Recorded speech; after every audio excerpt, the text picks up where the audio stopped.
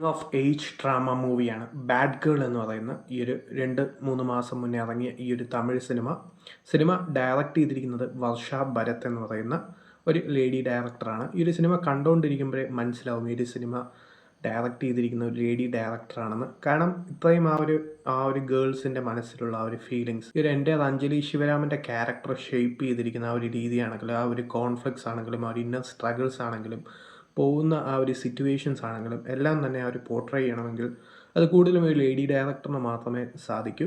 So അത് അത്യാവശ്യം നല്ല രീതിയിൽ ആ ഒരു സ്റ്റോറി പറയാൻ ഉള്ളൊരു ശ്രമം ഈ ഒരു മൂവിയിൽ കാണുന്നുണ്ട്, ഈ ഒരു ബാഡ് ഗേൾ എന്ന് പറയുന്ന ഈ ഒരു മൂവിയുടേത്.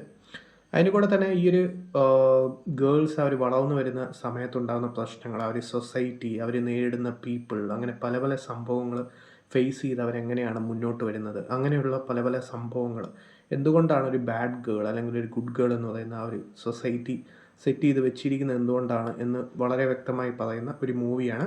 പക്ഷേ നെഗറ്റീവ് ഇല്ലാത്ത മൂവിയൊന്നുമല്ല, നെഗറ്റീവ്സ് ഉണ്ട്.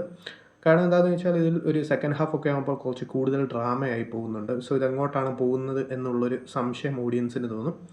സോ അത് സിനിമയുടെ ഒരു നെഗറ്റീവായിട്ട് വേണമെന്ന് പറയാം. പക്ഷേ അഞ്ജലി ശിവരാമൻ്റെ പെർഫോമൻസ്, ഈ ഒരു ക്യാരക്ടർ, ഈ ഒരു കഥാപാത്രത്തിൻ്റെ ആ ഒരു വേരിയേഷൻസ്, അതുപോലെ തന്നെ പല പല സിറ്റുവേഷൻസിൽ കൂടി പോകുന്ന മെൻ്റൽ സ്ട്രഗിൾസ് ആണെങ്കിലും, ഇന്നർ കോൺഫ്ലിക്ട്സ് ആണെങ്കിലും, ആ ഒരു സ്ട്രെസ്ഫുൾ സിറ്റുവേഷൻസ് ആണെങ്കിലും, പല പല സീക്വൻസസിൽ ഒരു കിടിലം പെർഫോമൻസ് ഈ ഒരു മൂവിയിൽ വന്നിട്ടുണ്ട് എന്നുള്ളത് ഈ ഒരു സിനിമയുടെ അങ്ങനെ പോസിറ്റീവാണ്. സോ അത്രയും ഒരു നല്ലൊരു പെർഫോമൻസ് ആയിട്ടാണ് അഞ്ജലി ശിവരാമൻ്റെ ക്യാരക്ടർ വന്നിരിക്കുന്നത്.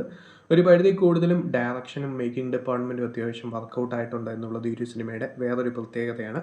സോ അങ്ങനെ പോകുന്ന ഒരു മൂവിയാണ് ബാഡ് ഗേൾ. അത്യാവശ്യം റെലവൻ്റ് ആയിട്ടുള്ള ആ ഒരു ഗേൾസിൻ്റെ മനസ്സിൽ അല്ലെങ്കിൽ ഒരു വുമണാക്കി മാറ്റുന്നത് എങ്ങനെയാണ്, എന്താണ് അവരുടെ ആ ഒരു മൈൻഡിലുള്ള കാര്യങ്ങൾ, അവരുടെ ആ ഒരു ഫ്രീഡം എന്താണ്, ഫിനാൻഷ്യൽ ഫ്രീഡം എന്താണ്, അവരുടെ ഒരു ഇൻഡിപെൻഡൻസ് എന്താണ് എന്നുള്ള പോയിൻറ്റ്സിൽ കൂടി സഞ്ചരിക്കുന്ന ഒരു മൂവിയാണ് ബാഡ് ഗേൾ.